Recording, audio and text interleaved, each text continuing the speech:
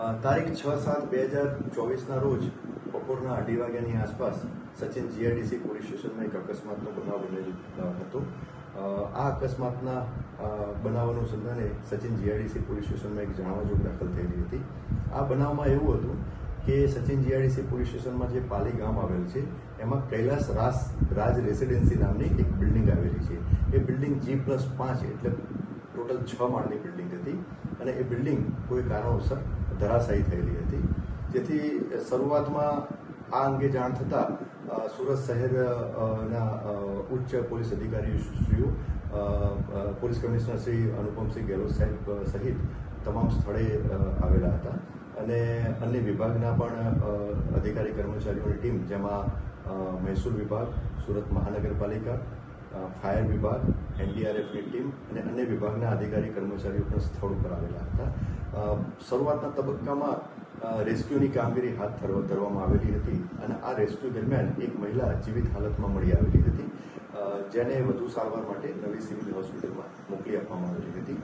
રેસ્ક્યુની કામગીરી હાથ ધરતા અન્ય 7 ડેડ બોડી ડેબ્રીઝમાંથી મળી આવેલી હતી અને આ 7 ડેડ બોડીની ઓળખ થયેલી છે, જેમાં હીરામણી કેવટ, અભિષેક કેવટ, શિવપૂજન કેવટ, પરવેશ કેવટ, લાલજી કેવટ, અનમોલ સાલિગ્રામ અને બ્રિજેશ ગોંડ એમ કરી અને ટોટલ 7 જે લેબર હતા, જે મજૂરીનું કામ કરતા હતા અને આ બિલ્ડિંગમાં રહેતા હતા, એમનું આ બિલ્ડિંગ ધરાશાયી થવાના કારણે એમનું મૃત્યુ નિપજેલ છે.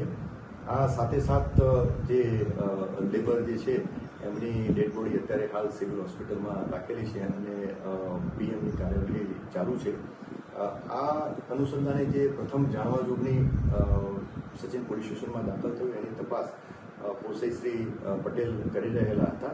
જાણવાજોગની તપાસના કામે સાહેબોના નિવેદન મેળવતા અને જે દસ્તાવેજી પુરાવા પ્રાપ્ત થયેલા હતા તેને ધ્યાને લેતા પ્રાઇમા ફેસી એક ક્રિમિનલ કેસ બનતો હોવાથી સચિન જીઆઈડીસી પોલીસ સ્ટેશનમાં શ્રી સરકાર તરફે police sub inspector Shri Patel ફરિયાદી બનેલા અને BNSની કલમ 105 અને 54 મુજબનો ગુનો દાખલ થયેલો હતો.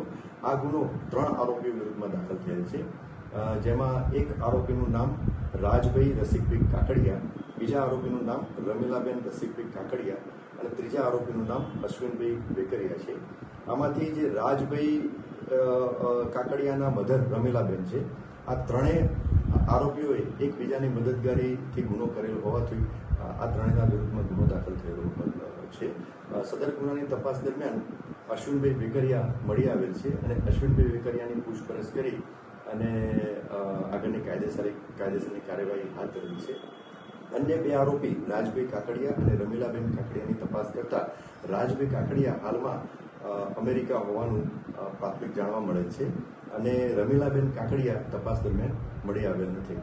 હાલમાં પણ સ્થળ ઉપર ડેબ્રીઝ હટાવવાની કામગીરી ચાલુ છે.